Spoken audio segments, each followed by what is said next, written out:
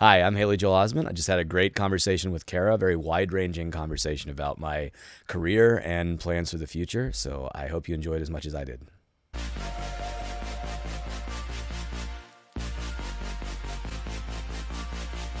You fell into it. What was the accident? Oh, it's I was shopping at IKEA with my mom, and there was a table set up outside the play place area where kids would play while their parents would shop. This is the Burbank IKEA, and they were taking Polaroids of kids for like commercial, auditions. So they took my Polaroid and wrote our number down. Got called in for this Pizza Hut commercial. Got the commercial. And then I forget how much longer after that, but once the Pizza Hut commercial aired, the casting director for Forrest Gump saw it and called me in, and that's how I got my first big job. That's wild. Yeah. That's so wild. Because and then as it's in your Forrest Gump, and then you're in the other movies, and it's like it seems like you did have a passion for it. Like it seems like it's so interesting that you fell into it at IKEA, and then it became. And I don't know because it's acting, but like when I think about you in The Sixth Sense or AI or Pay It Forward or whatever, it seems like you're out there having fun. Oh yeah, that's a really fun place to be. Like, yeah. Does that come across? Like it comes across to me, but am I reading it properly? Oh, absolutely. Yeah, it really never felt like a job or a chore. There wasn't times I was like, God, I wish I was back at. Other than really specific times, like there's this 6th grade pool party that I'm missing out because I'm out of town. Yeah. Other than things like that, there was never a feeling of like, I wish I was in class with my friends, which was partially because I mostly was in class with my friends. Mm-hmm. Because of the laws, the child labor laws in California. If you're 8 years old, you can only be on set counting travel time and lunch for 8 hours. That takes out an hour, and then however much the travel time is. And then you have to do 3 hours of school. So it makes a lot more sense if you're a big part of a movie to shoot it in the summer where you get those 3 hours from school back. So during the school year, I was basically always there. So I think that made it easier too. Yeah. And it also seems like you managed to get through it without a lot of emotional distress. Yeah. Yeah. Would you say that's true? I think so. Yeah. So why do you think that is? I think because parents were number one. My parents had a really great attitude about it and always said the right thing, which was, if this isn't fun for you or you want to quit, you can always quit. There was no pressure of like, you got to keep doing this. You got to keep getting these jobs. That was not a factor at all.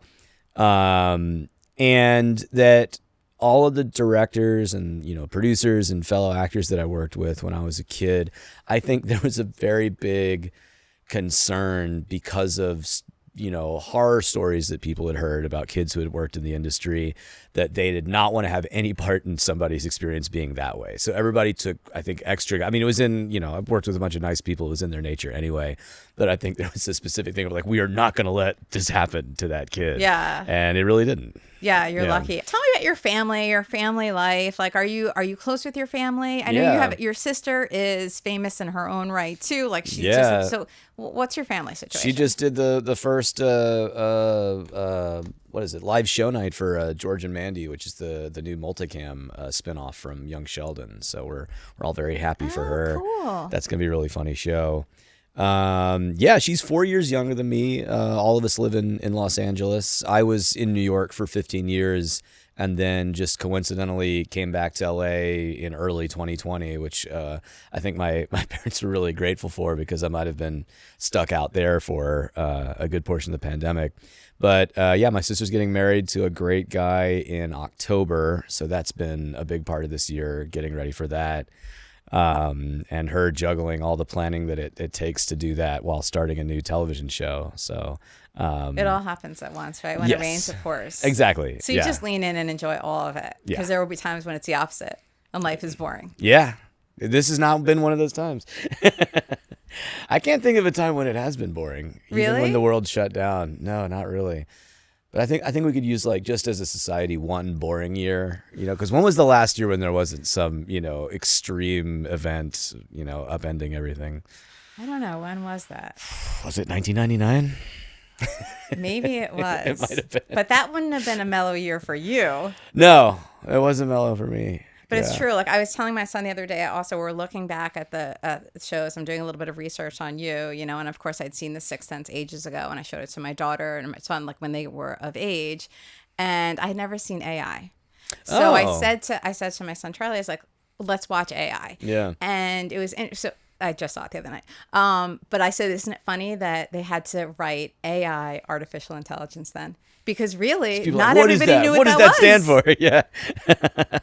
So just in that period of time, yeah, it went from that to this, like the number one topic. And it's funny because for all of the, you know, the thought that Kubrick and Spielberg put into imagining what the future would be like, it's funny. I wonder. I haven't had the chance to ask Steven this, but I was be like, are you disappointed that AI is just like a word, you know, a image generator, you know, or this like frustrating, like kind of broken syntax chat GPT thing? Like, we were in a philosophical space of like, what if these things could learn to love? And now it's like, I think kids are cheating on their homework. So that's the it's not what he was envisioning, I guess, at the time. But it's so interesting. And that, by the way, that film was not what I was envisioning either. Yeah. So I was like, okay, this is not what I expected at all. And it kept going in different directions. And I love at the beginning because it is so Spielberg how he catches this like American Family kind of situation and feelings between. It's so interesting. I really, obviously, I'm not the only person who respects him as a filmmaker. Did you see The Fabelmans? Oh yeah, love that. Like so great. Yeah. And I love the way, just going to point this out random, I just love the way how he portrays moms in these movies.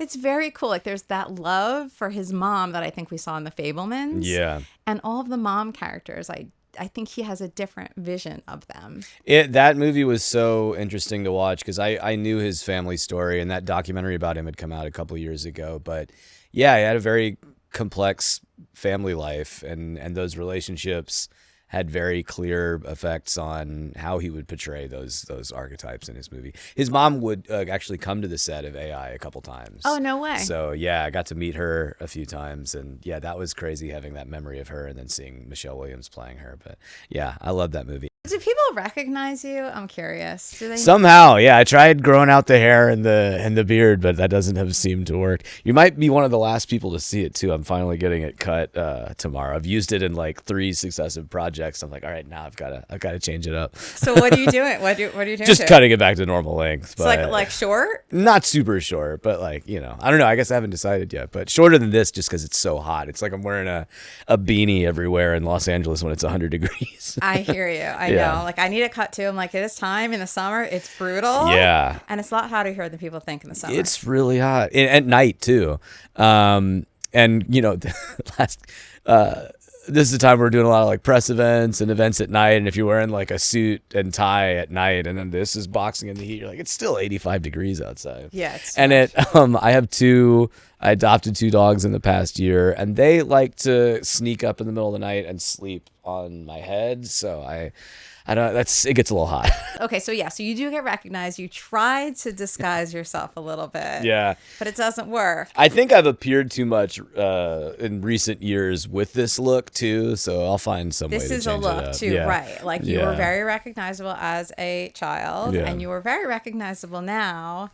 And of course, your face, it's you. Yeah. People feel like they know you, right? I think so, yeah. Do they approach you in that way, and is it uncomfortable? No, it's my interactions with people are generally really nice, which I'm grateful for. So yeah, people are. It always surprises me because I you know, even walking around in this city, I don't think I'm super aware of recognizing people. So I don't either. Yeah. What do they say to you? Same kind of things over and over? You know, it's just about projects usually. The time when people just wanted to say the line from The Sixth Sense is luckily in the past. That doesn't happen so much anymore. They would ask you to say it? Sometimes, yeah. So that is a line, however, that goes down in history. And I think it's kind of cool that you were the one who said it. Yeah, it's to have that be on that AFI list of quotes is that's pretty cool. Oh, is there an AFI list of quotes? Yeah, 100 years, 100 quotes. Yeah. Oh, I know the 100 top movies from AFI. I didn't know they had 100 quotes. Yeah. Do you talk to Bruce Willis anymore? It's been a while since I talked to him, but I do know his daughters a little bit. And in the years after The Sixth Sense, he did keep in touch and was always very nice to me and my whole family. I have this back when answering machines used to be the little tapes, I had this little voicemail from him. I came home from school one day, and on the answer machine, it was just him going, "Hey, Joel Osmond, hey, call me back." Like, was just called the house sometimes. That was the kind of guy he was. But yeah, it's a really terrible and tragic condition. His entire family's been very courageous about it, and that gives me a lot of comfort knowing that he's surrounded by just incredible people. And yeah, I mean, and what a life he's lived. I mean, he's always going to be what a movie star was in my mind. And I'm really lucky that I got to watch him work and to hang out with him as much as I did. Cool. Yeah. And was there anybody else along the way who you had just kind of a special spark with, a special relationship, who you feel really stands out for you? I've been very lucky. People have been very good about staying in touch. And that's, I've really, there are other people that have done it, but one of the most impressive things that Steven Spielberg does is to keep in touch with it must be thousands of people that he's worked with, and send letters on birthdays and graduations. And I've seen him at screenings for his events a lot over the years, and just, he's very, and stays involved in the lives of the people that he's worked with. And that's not the only reason, but like I really try and do that, and to stay in touch with casts that I've been close with, and try and keep in touch with people, because it's a job where you will have the closest relationship for a month or two with somebody, and basically live with people around the clock, and then you might have to say goodbye for years, or indefinitely. Because that's just the way things work. I know, that's always, I always feel like that's so sad too, because you make these connections. Yeah, it's like summer camp every couple of months. You're like, promise to write. Like, and people aren't that good at staying in touch, even if they like you. Like, you know what I mean? So the fact that it really takes like a Steven Spielberg to do those things, because he could still have these great feelings towards you always, but just never do those things. Yeah, and I don't hold it against people who don't stay in touch. Right. And I've met people who had a very, how would I describe it? I don't know, not realistic, but just, I've talked to one actor who was just like, when we finish this, we're done. I don't talk to people after. And it's like, I understand that too. Because how could you possibly maintain this expanding, you can't keep in touch with everybody. I know that I'm probably not perfect in keeping touch with everybody, but I try.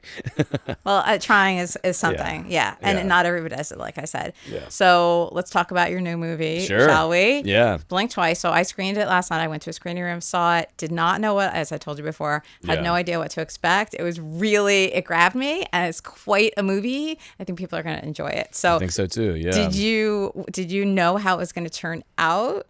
Like yes, yeah. It was the script didn't change significantly when I read it to what it is now, but yeah, it was.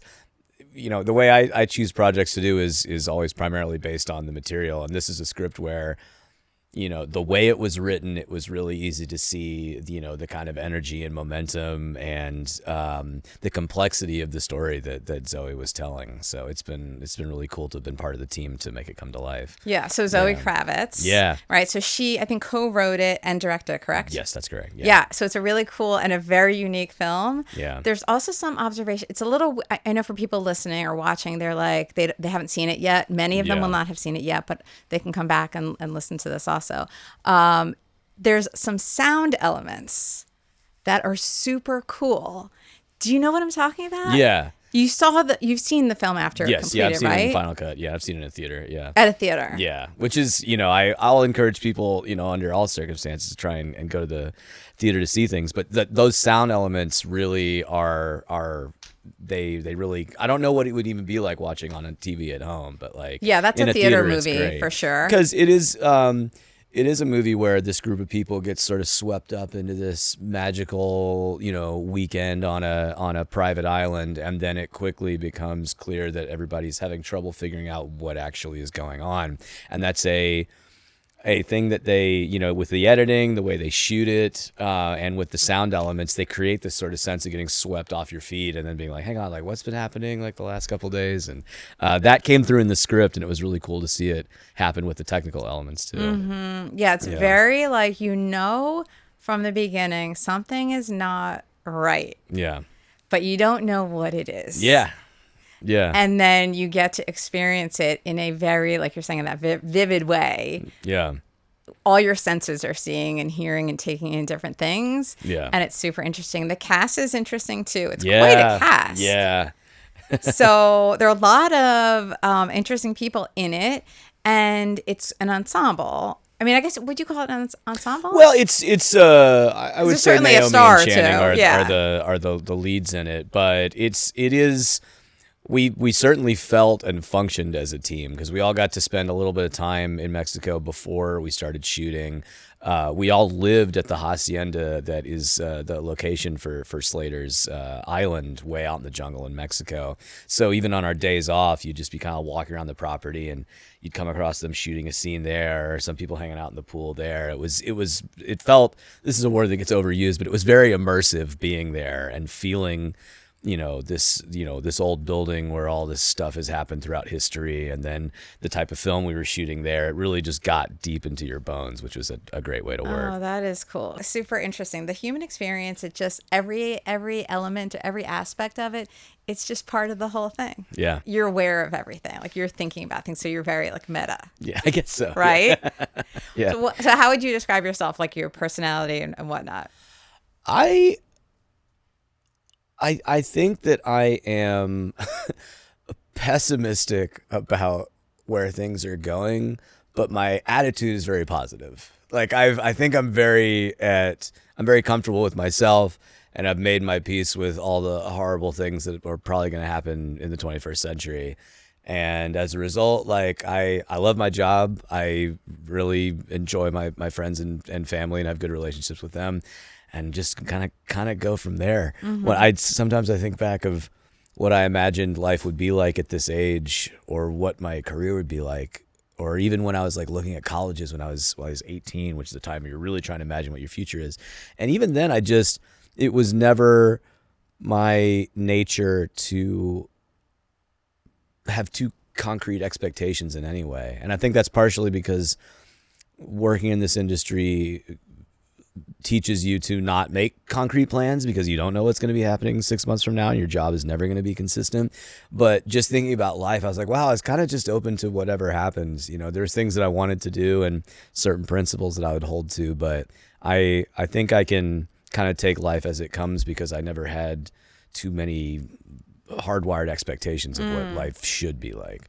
Even with in my 20s, I was in this place of being like, I'll go wherever the work takes me. I will sign a 6-year contract to go work in South Africa, which I did at one point, because I'll go where the wind blows. I'm a little different in my 30s. I couldn't have got my 2 dogs if I was traveling around the world too much now, but I still am just very open into what awaits us. Mm-hmm. Okay. And so what are you still working on personally? So working on personally, not being too negative about, keeping a little bit of hope. And my mom always called it keeping a little bit of room for sky in your head.